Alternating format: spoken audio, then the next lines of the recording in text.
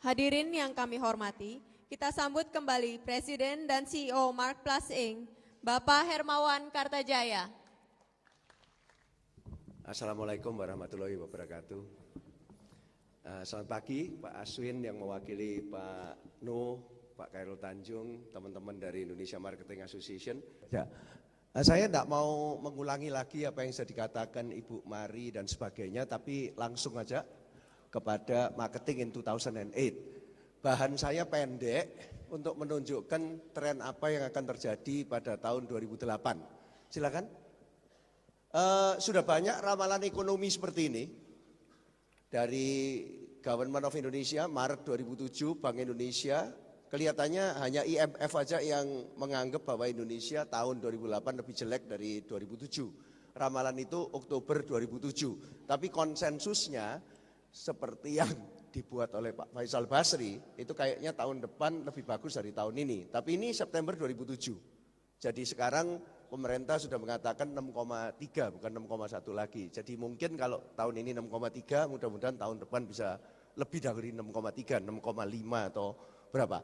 Kemudian Pak Faisal Basri sendiri mengatakan seperti ini, ya, inflasi akan turun dan sebagainya. Kenapa Faisal Basri? Karena Faisal Basri ini langganan Mark Plus ini. Tiap tahun kita undang keliling 5 kota untuk melakukan ramalan-ramalan ekonomi. Cuma ramalan seperti ini kan bisa berbahaya juga kalau tidak dimengerti oleh orang marketing. Orang marketing itu kan buta makroekonomi. Kalau melihat, waduh tahun depan lebih bagus dari tahun ini, nyapa itu bisa menganggap bahwa Indonesia itu terlalu bagus, industri-industri itu sama saja, kemudian semua berlomba-lomba invest, ngawur, akhirnya oversupply, dan akhirnya terjadilah price war. Kita melihatnya pada akhir 2007 ini memang sudah ada gejala-gejala price war di banyak industri. Tapi beberapa creative players itu tidak akan terjebak dalam price war. Saya mulai dulu dengan menunjukkan beberapa hal, ya. Coba teruskan dikit. Nah, oke. Terus. Nah, ada 8 hal yang kita lihat penyebab price war biasanya. Nomor 1, ini model saya, change, competitor, customer, company. Saya selalu mengatakan bahwa sebuah company kalau mau bermarketing mesti tahu customernya siapa, kompetitornya siapa. Kalau tidak mengenali customernya siapa, kompetitornya siapa, berarti bukan marketing, dan harus tahu change, ya. Oke, kita lihat apa yang menyebabkan. Nah, kalau di dalam industri kita biasanya barang China itu masuk, biasanya takut karena China produk itu dianggap selalu murah. China selalu dianggap sebagai mengekspor global deflation. Tetapi ramalan terakhir dari New York Times itu juga akan terjadi inflasi di China. Dalam 2 minggu terakhir saya kebetulan 2 kali ke Beijing dan saya melihat bahwa mereka juga akan takut inflasi. Tetapi kita selalu takut kalau industri kita sudah dimasuki China, udah biasanya kita banting harga saja, putus asa, kemudian banyak yang bangkrut. Kita lihat di Bandung teman-teman yang bergerak di bidang tekstil juga terjadi hal yang sama. Jadi seringkali China price ini menakutkan kita sehingga kita putus asa, tidak bisa berkreatif lagi, kemudian langsung terjebak dalam price war. Kedua, disruptive technology. Hati-hati industri-industri yang ada disruptive teknologinya. Ya, jadi fixed line ini adalah suatu contoh yang luar biasa. Di telekomunikasi, fixed line sudah ditanam kabel-kabel dan sebagainya, mendadak ada GSM. Begitu ada base station murah, langsung ada disruptive technology, fixed line-nya mati. Kemudian keluar lagi CDMA yang lebih murah lagi dan macam-macam. Jadi saya melihatnya bahwa kalau ada disruptive technology, cost itu biasanya down, itu memberikan rangsangan-rangsangan untuk price war. Ya. Nomor 3 dari pengamatan kita, big industry margin. Kelihatan lagi telco, ini hasil penelitian kita, beberapa industri seperti telco, pharmaceutical, kosmetik, cigarette, coal, itu biasanya industri marginnya gede sekali. Bayangkan Telkomsel itu mempunyai EBITDA, earning before interest and tax and depreciation and amortization, itu sampai sekitar 60%. Bayangkan, tertinggi di dunia. Jadi kalau untungnya begitu banyak di seluler, itu Telkomsel. Kalau pemain-pemain yang lain mungkin Indosat dan Excel mungkin tidak enggak begitu besar, tetapi masih begitu sekitar 40-50%. Biasanya orang gampang tergoda untuk melakukan price war karena memang marginnya masih gede. Nah, repotnya kalau Anda berada di bawah yang ronanya tidak bagus, return on net asetnya tidak bagus, tetapi juga ikut melakukan price war, wah ini bisa repot ini. Yang nomor 4 kita lihat oversupply. Saya kebetulan diminta oleh Ibu Siti Fajriah untuk juga duduk di komite ahli perbankan syariah di Bank Indonesia. Kita melihat bahwa pasar itu ternyata tidak bisa berkembang. Sampai sekarang cuma 1,7%. Ini contoh aja. Tapi pemainnya banyak sekali. Jadi tentunya bukan cuma di syariah bank, tetapi di industri-industri yang oversupply biasanya sudah orang putus asa, tidak kreatif lagi, kemudian langsung banting harga. Airline juga kan, kelihatannya fashionable, TV juga semua orang kepingin dapat izin TV. Pak Izadi, ini Pak Izadi orang yang berpengalaman direkrut oleh Pak Khairul Tanjung untuk nangani TV, tapi Trans TV lain.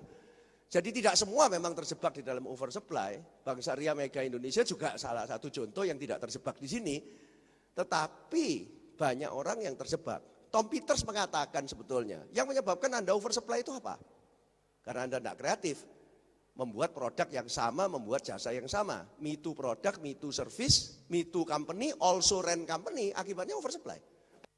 Creative enough, if you have differentiation, if you always innovative to get out of the crowd, sebetulnya tidak ada ini oversupply. Tapi ini temptation untuk price war.